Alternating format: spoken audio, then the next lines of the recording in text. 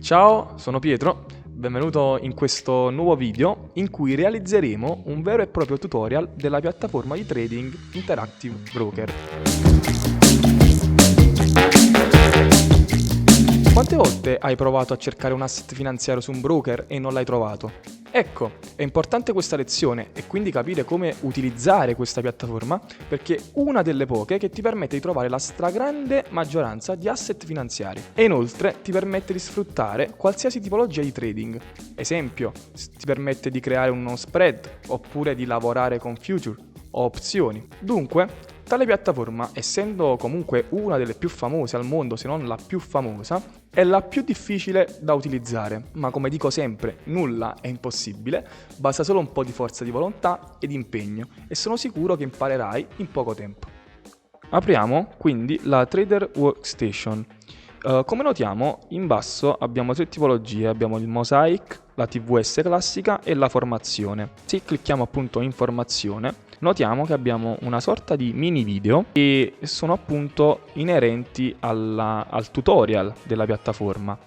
Noi racchiuderemo i punti salienti e ne farò un riassunto. Ritorniamo dunque alla TVS classica. Assomiglia tanto ad un foglio Excel nero. Sulla sinistra abbiamo strumento finanziario. In questa sezione noi inseriremo il nostro ticker.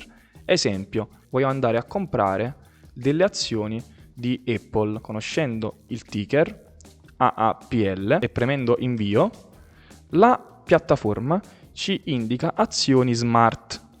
Perché andiamo su azioni smart? Cosa significa smart? Smart significa che cliccando la piattaforma ci darà il market maker che ha in quel momento più liquidità sul mercato. Ora, su questo foglio notiamo sulla colonnina in alto quantità bid, dobbiamo leggere la colonna in alto, poi abbiamo il prezzo in bid, ask, quantità ask, ultimo, modifica, variazione. Chiaramente oggi, essendo domenica, non abbiamo la variazione dei prezzi. Ask è il minor prezzo offerto per contratto, cioè è il prezzo in buy. In bid invece è il prezzo in sell. Dunque, se volessimo vendere Apple, clicchiamo su bid e la piattaforma ci seleziona una nuova riga con su scritto vendere e se applichiamo appunto il tasto trasmetti avremmo venduto 100 azioni, in quanto possiamo anche modificare, vedete, 700, 600, 500. Sotto la colonna quantità noi abbiamo inserito 100. Trasmettendo andremo a mettere a mercato l'operazione. Come si elimina una riga? La riga si elimina cliccando il tasto Canc oppure andando col tasto destro e andando in fondo e selezioniamo la voce elimina riga.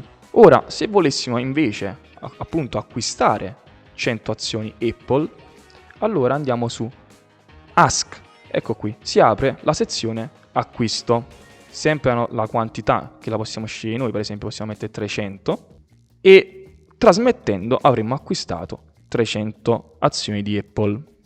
Ora ragazzi, che significa limit? Noi sappiamo che possiamo avere tre tipologie principali di ordine. Abbiamo ordine di tipo limit, ordine di tipo stop e ordine di tipo market. Ordine di tipo limit e ordine di tipo stop sono diversi dall'ordine di tipo market e quindi possiamo mettere con market l'operazione a mercato. Se invece mettessimo appunto limit, un ordine di tipo limit è un ordine di acquisto che avviene solo nel momento in cui il prezzo raggiunge quella quota, che è una quota più alta rispetto al prezzo odierno del mercato. Invece, di conseguenza, l'ordine di tipo stop, che appunto possiamo andare a modificare, così come per l'ordine di tipo limit, su prezzo limite, sotto la colonna ultimo prezzo limite, è un ordine che sta in bassa quota rispetto al prezzo che ci offre il mercato odierno. Esempio, il prezzo stop adesso è preimpostato a 158.13, ma lo possiamo mettere anche a 158.08 o per esempio possiamo metterlo a 150, che potrebbe essere una soglia psicologica. Ora ragazzi, come vedete io ho creato 3 label. La label è di tipo rossa in quanto non abbiamo ancora trasmesso l'ordine a mercato con la voce trasmetti e quindi risulta essere un ordine in sospensione. Ci tende appunto a ricordare questa cosa. Ora andiamo appunto a cancellare col tasto canc e andiamo a vedere come si apre un'altra label.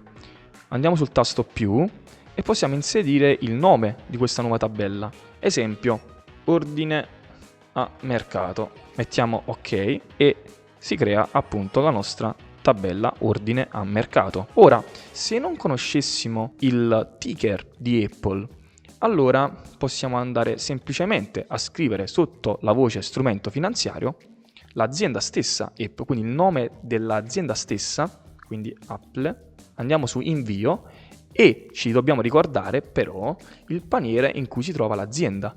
Ricordiamo che il paniere è il Nasdaq e quindi selezioniamo la voce Nasdaq e andiamo su ok e dunque andiamo un'altra volta su azioni smart e la piattaforma ci darà come prima le funzioni precedenti di Apple. Ora, se volessimo invece andare a mettere a mercato un'operazione con stop loss e take profit, allora dobbiamo ricordarci che è un'operazione con 3 tipi di ordine, ovvero un ordine in acquisto e 2 ordini di tipo vendita, un ordine di tipo vendita limit e un ordine di tipo vendita stop. Questo perché?